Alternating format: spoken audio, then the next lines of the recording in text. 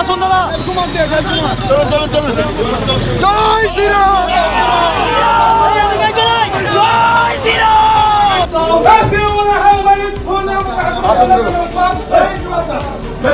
এখানে বসলাম যতক্ষণ অ্যারেস্ট করবেন। হ্যাঁ, ইয়ার কি পেয়েছেন না? আপনার যান, আপনার বাইরে, তোমরা বাইরে, তোমরা বাইরে, তোমরা বাইরে, তোমার যতক্ষণ অ্যারেস্ট করবেন। ইয়ার কি পেয়েছেন না? কেন বসবো? ইয়ার কি পেয়েছেন না? আমি পুরুলিয়া থেকে ফিরছি গাড়ির উপরে লাঠি দিয়ে, মোটা লাঠি দিয়ে। হ্যাঁ,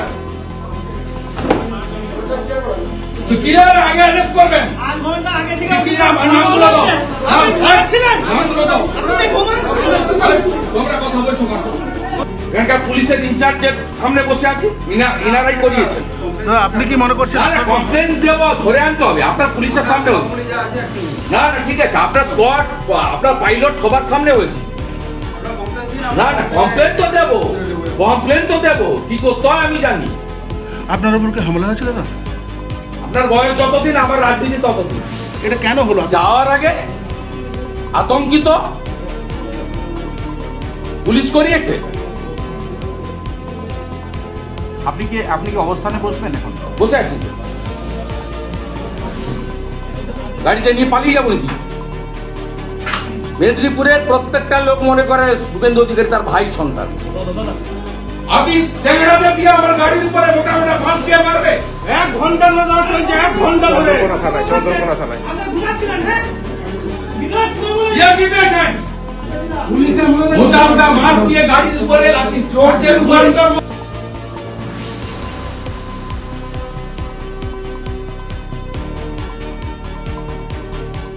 পুলিশটাকে লিবন অপশক বানিয়ে দিয়েছে মমতা ব্যানার্জি।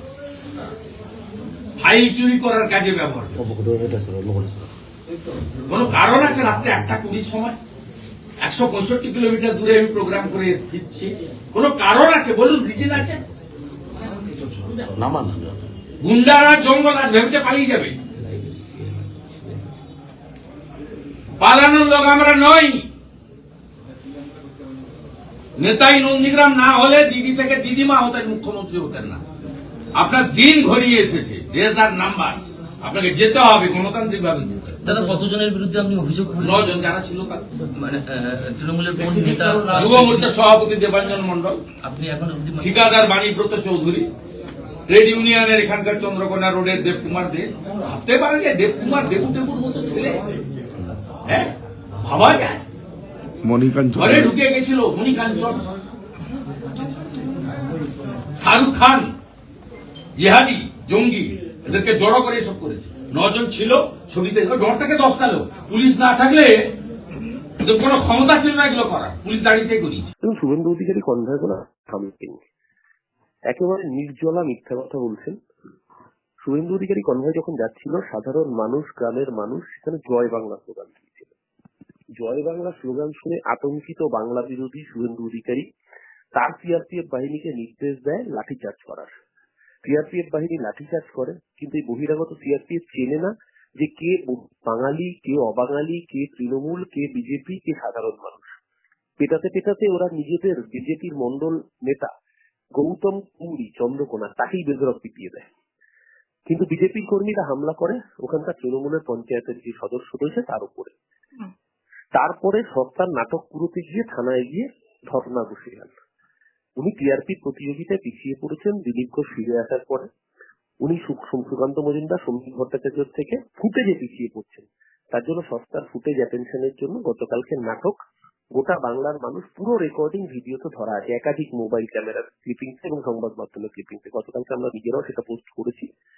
এই সস্তার নাটক ওনার নিজের বিজেপিতে জায়গা বাড়ানোর জন্য হতে পারে, তাতে বাংলার মানুষের কিছু যাবে আসবে না। এই বাংলা বিরোধী গদ্দারদের বাংলার মানুষ এর আগেও প্রত্যাখ্যান করেছে, আগামী দিন যে যেখানে খুশি যাক সমস্ত কিছু ভিডিও ফুটেজে ধরা রয়েছে। ওনার নিজের দলের মধ্যে গুরুত্ব কমে গেছে, ওনার নিজের দলে টিআরপি বাড়ানোর চেষ্টা করা, এটা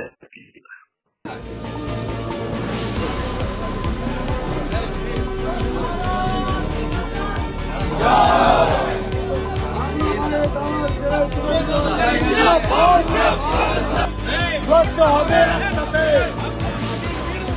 লড়তে হবে একসাথে।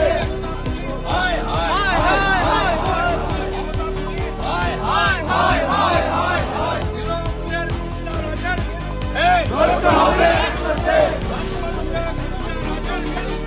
লড়তে হবে একসাথে।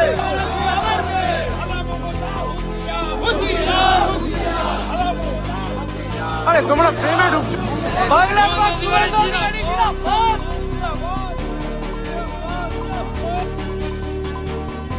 ফলো করুন সংবাদ প্রতিদিন ডিজিটাল।